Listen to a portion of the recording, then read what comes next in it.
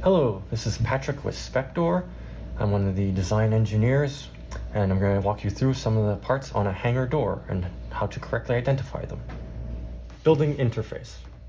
The door and the building will interact in a number of locations, so it's important to have that terminology.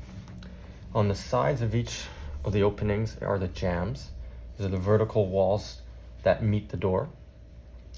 The soffit is the structure above the door and outside of the door towards because the door is sunk into the building. The lintel is the structure at this leading or the front edge of the building.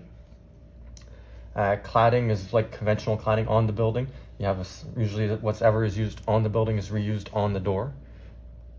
The door will require flashings just like on the building, but there's a few more specialized flashings. And these will be along the whole perimeter of each door section.